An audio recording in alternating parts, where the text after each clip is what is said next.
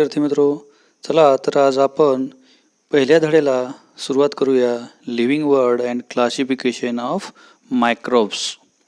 तर त्यामध्ये काही इंट्रोडक्टरी क्वेश्चन्स आहेत जे की आपण मागच्या वर्गामध्ये शिकलेलो आहोत. Can you recall? What is the hierarchy of classification of living organisms? म्हणजेच की त्या लिव्हिंग ऑर्गॅनिझमचे क्लासिफिकेशनमध्ये कोणता पदानुक्रम आहे किंवा कसे कसे श्रेणीनं त्याचे क्लासिफिकेशन केलेलं आहे. तर ते आपण शिकलेलं आहोत की जसं त्याची श्रेणी आहेत kingdom, phylum, class, order, family, jeans, species. तर अशा प्रकारच्या त्याच्या हायरार्ची आहेत. Second question, who invented binomial system of nomenclature?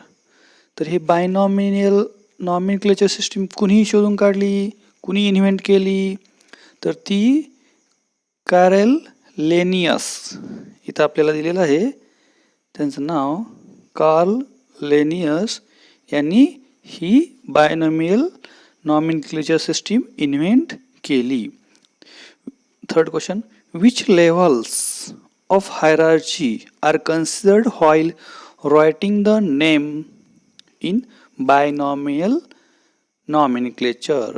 तर हे बायनॉमियल नॉमिनक्लेचर आपण लिहितो. तर याच्यामध्ये कोणत्या कोणत्या हायरार्ची उपयोगात आणलं जातं?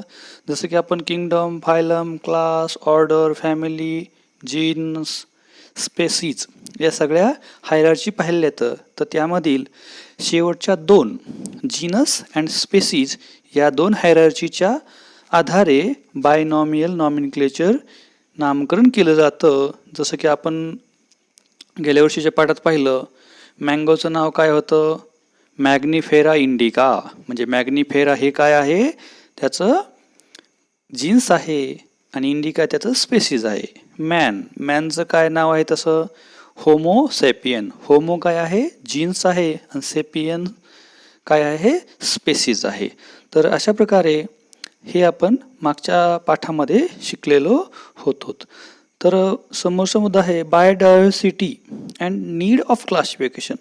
तर ही बायोडायव्हर्सिटी आहे, तर याची गरज का आहे क्लासिफिकेशनची? Last year we learn that all the living organisms on earth have adopted according to geographic region. गेल्या वर्षीच्या आपण पाठात पाहिलं होतं की जिओग्राफिकल रेजिननुसार त्या प्राण्यांमध्ये ॲडॉप्टेशन झालेलं असतं. आपण पाहिलं होतं snow region and terrestrial and desert या वेगवेगळ्या वाळवंटात, बर्फाळ प्रदेशात कसे वेगवेगळे प्राणी आढळतात हे आपण पाहिलं होतं. Food injection, defence etcetera. मग त्यांच्या खाण्याच्या पद्धतीसुद्धा वेगळ्या आहेत, त्यांचं संरक्षण करण्याच्या पद्धतीसुद्धा वेगळ्या आहेत. While adopting many differences are observed in the organisms of same species too. तर कधी कधी लक्षपूर्वक बघितलं की सारख्याच स्पेसीज आहेत ज्या की बर्फाळ प्रदेशात आहेत किंवा मग ती वाळवंटात आहे, तर त्यांच्यामध्ये सुद्धा बरेचसे बदल आढळून येतात. So according to 2011 census, around 87 million species of living organisms are found on the earth including land and sea. तर 87 दशलक्ष वेगवेगळे जीव जमिनीवर आणि समुद्रामध्ये आढळून आलेले आहेत 2011च्या सेन्ससनुसार. To study such a vast number, it was essential to divide them into groups.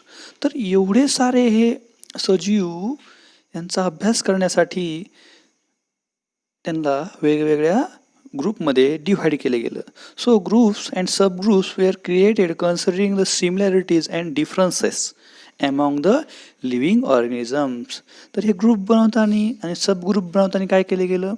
त्याच्यामधले काही साम्य आणि काही वेगळे वेगळे गुणधर्माचा नुसार त्याचे ग्रुप बनवले गेले. This process of dividing living organisms into groups and sub groups is called biological classification. तर ही डेफिनेशन पाठ करून घ्यायची आहे. This process of dividing living organisms into groups and subgroups is called biological classification. तर हे जी डिव्हाइड करण्याची पद्धती आहे, प्रोसेस आहे, त्यालाच काय म्हणलेलं आहे?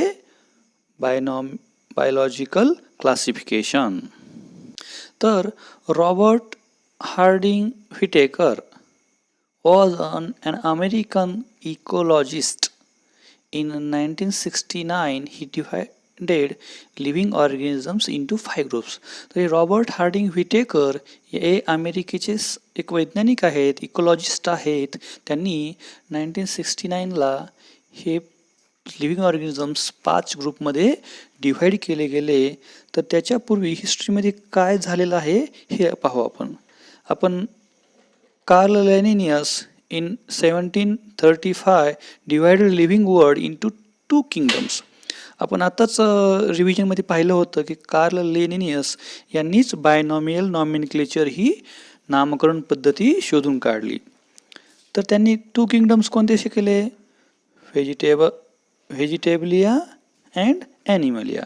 त्यानंतर हॅकल इन 1866 कन्सिडर्ड 3 किंगडम्स.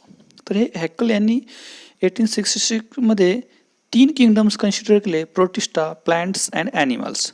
त्यानंतर 1925 मध्ये Chatton created 2 groups, prokaryotes and eukaryotes. नंतर in 1938 Copeland divided living organisms into 4 kingdoms, monera, protista, plantae and ॲनिमलिया.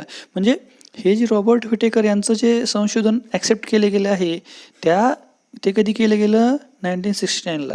त्यापूर्वीसुद्धा खूप साऱ्या सायंटिस्टनं याच्यावर संशोधन केलेलं आहे आणि त्या सगळ्यांच्या मधून जे योग्य वाटलं गेलं, जे त्याचा स्वीकार केला गेला ते म्हणजे रॉबर्ट व्हिटेकर यांचं. तर त्यांनी काय सांगितले गेले? For this classification Whittaker consider following criteria. तर यांनी जे हे क्लासिफिकेशन केलं गेलं आहे त्याच्यामध्ये कोणता क्रायटेरिया वापरला आहे? तर त्यातला पहिला क्रायटेरिया आहे कॉम्प्लेक्सिटी ऑफ सेल स्ट्रक्चर, त्याच्या सेलमध्ये असणारा गुंतागुंतीचा प्रकार. तर त्याच्यामध्ये कोणते आहेत? Prokaryotic and eukaryotic cells. Next second criteria आहे तर कॉम्प्लेक्सिटी ऑफ ऑर्गॅनिझम्स. तर याच्यानुसार युनिसेल्युलर और मल्टीसेल्युलर हे कॉम्प्लेक्सिटी ऑफ ऑर्गॅनिझम्समध्ये हे 2 येतात. तर त्याच्यानंतर आहे मोड ऑफ न्यूट्रिशन, म्हणजे त्यांचे पोषण कसं होतं. तर त्याच्यामध्ये पहिलं आहे प्लांट्स.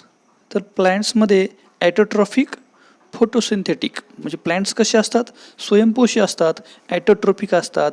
तर त्यांचं ते पोषण फोटोसिंथेसिसच्या माध्यमातून पूर्ण करतात. तर नेक्स्ट आहे फंगी.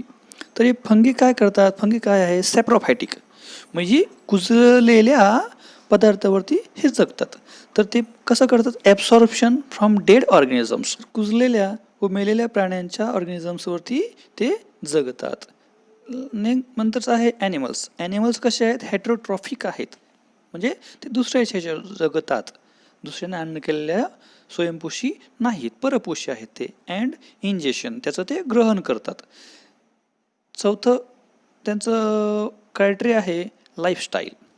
तर प्लॅन्ट्सचं लाईफस्टाईल काय आहे? प्रोड्युसर्स, प्लॅन्ट्स अन्न तयारच करतात. ॲनिमल्स कॉन्झ्युमर, ते प्लॅन्ट्सचं ॲनिमल खाण्याचं काम, ग्राहक ॲनिमल्स आहेत. आणि फंगी काय आहेत? तर ते डिकम्पोजर्स आहेत. राहिलेला भाग काय करतात? ते नष्ट करण्याचं काम करतात. तर डिकम्पोजर्स फंगी आहेत. तर इथे लिव्हिंग ऑर्गॅनिझम्सचा इथे फ्लोचार्ट दिलेला आहे. लिव्हिंग ऑर्गॅनिझम्सचे 2 भाग पडतात, प्रोकॅरियोटिक्स आणि युकॅरियोट्स. तर प्रोकॅरियोट्स नंतर युनिसेल्युलरमध्ये डिव्हाइड केलं जातं. प्रोकॅरियोट्समध्ये सगळे युनिसेल्युलर असतात आणि त्याचा युनिसेल्युलरमध्ये किंगडम मोनेरा, जो क्लासिफिकेशनचा पहिला भाग आहे किंगडम मोनेरा. तर युकॅरियोट्समध्ये युनिसेल्युलर असतात आणि मल्टीसेल्युलरसुद्धा असतात. तर युनिसेल्युलरमध्ये दुसरा भाग येतो प्रोटिस्टा, किंगडम प्रोटिस्टा. तर मल्टीसेल्युलरमध्ये फंगी, थर्ड येतो फंगी. त्या फंगीचं काय वैशिष्ट्य आहे? त्याला cell wall present but organisms can't perform photosynthesis. त्याला सेल वॉल असते पण ते फोटोसिंथेसिसची प्रक्रिया पार पाडत नाहीत. आपण इथं फंगी बघितले. फंगी काय आहेत? डिकम्पोजर्स आहेत. ते दुसऱ्याच्या अन्नावर, कुजलेल्या अन्नावर जगतात किंवा डेड ऑर्गॅनिझम्सवर ते पोषण करून घेतात. Kingdom fourth, plantae, cell wall present and organisms can perform photosynthesis. यांच्यामध्ये सेल वॉल असते आणि हे ऑर्गॅनिझम काय करतात? फोटोसिंथेसिस करतात. And last one, kingdom 5 animalia, no cell wall. तर यांच्यामध्ये सेल वॉल नसते.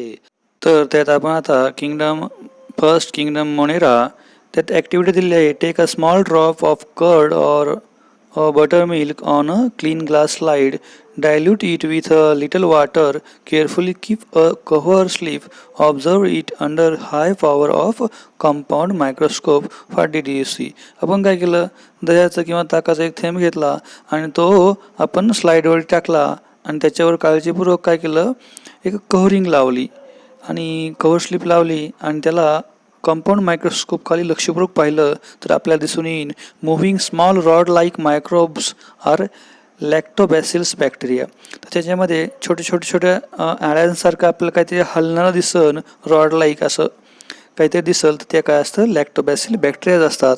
All type of bacterias and blue green algae are included in kingdom Monera. तर सगळ्या प्रकारच्या बॅक्टेरिया इथं जे तुम्हाला आपल्याला दिसतंय, इथं काय आहे? सगळ्या हे बॅक्टेरिया आहेत.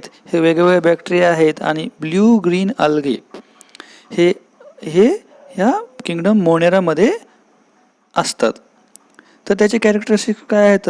All organisms are unicellular. यातलं पहिलं कॅरेक्टर आहे काय आहे? हे ऑल ऑर्गॅनिझम्स कसे असतात? युनिसेल्युलर असतात. दे मे बी ऑटोट्रॉफिक और हेटेरोट्रॉफिक. तर ते स्वयंपोषी असू शकतात किंवा परपोषी असू शकतात. दोन्ही प्रकारचे आहेत. These are prokaryotic cells without a distinct nucleus or cell organelles. तर हे कसे असतात? प्रोकॅरियोटिक सेल असतात. त्याच्यामध्ये न्यूक्लियस नसतो किंवा सेल ऑर्गेनेल्स हा नसतो. Without distinct nucleus. तर अशा प्रकारचे हे किंगडम मोनेरा आहे. तर दुसरं आहे किंगडम प्रोटिस्टा. तर या किंगडम प्रोटिस्टामध्ये एक ॲक्टिव्हिटी दिलेली आहे.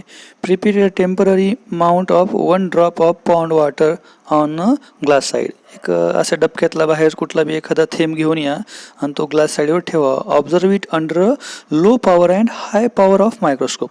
तर कमी तीव्रता आणि जास्त तीव्रतेच्या मायक्रोस्कोप खाली त्याला पहा. You will find some motile microbes with irregular shape. These are the amoeba. तुम्हाला त्यात काही वेगवेगळे घटक दिसतील ज्याला की कोणत्याही प्रकारचा शेप नसतो, तर तो असतो अमिबा.